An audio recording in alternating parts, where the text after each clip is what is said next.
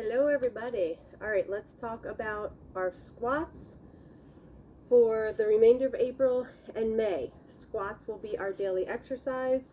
You can check out the post with the calendar of what you're doing each day. But here's a quick little video of all of the different variations. So I'm going to go quick, just do one or two of each. I am not using any weights, but you can use them if you'd like, dumbbells, or just hold on to water bottles or soup cans, whatever you want, okay?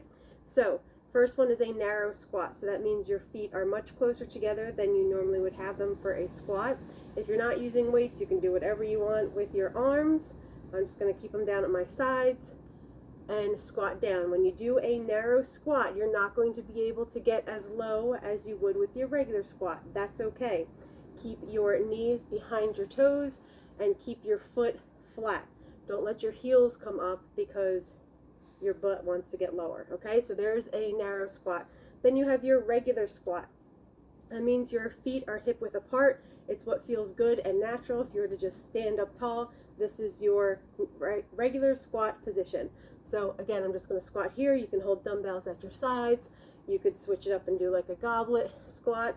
Chest is up, feet are flat, and you are dropping the hips down and back like you're trying to sit in a chair. Squeeze those glutes on the way up. That is the same for no matter what variation we're doing.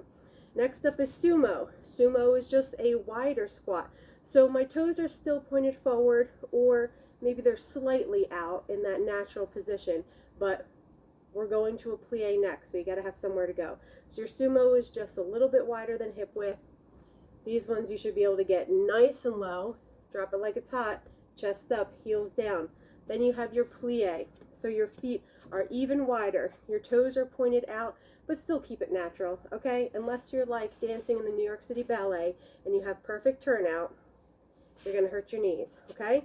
So maybe 10 and 2, whatever feels natural to you. When you plie though, the plie squat is the one where you're going to keep your tailbone tucked under. So every other squat, we're trying to go back with those hips, with the chest up. The plie, you want to pretend you're in between two panes of glass and nothing can hit. So you're keeping that tailbone tucked under and you're working those inner thighs a little more, okay? Next up is a split squat.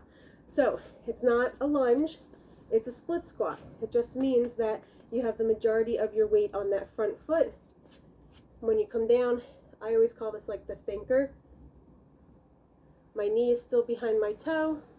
I'm up on the ball of the foot, of that back foot, and I'm still squeezing my glutes whichever direction I go. I'm not in a lunge. A lunge would be all the way back here, okay? So I'm trying to get low, low, low. And then finally, we have a jump squat. So I would go back to your regular squat position for this. You can jump it if you want to. If you don't want to jump, then just do a squat with a calf raise and come up onto those toes instead of jumping, okay? It is a squat jump though, so this, I don't know what that is, squat, jump, land right into that squat if you are jumping, okay? And then you'll see some fun things now and again, which might be a narrow to a wide, which you can jump those if you want. We might have alternating split squats, which you can jump. Obviously, if you're using weights, I wouldn't jump any of them, but lots of fun, different ways to get our squats in.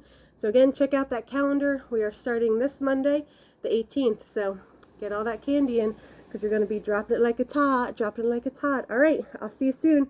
Thanks.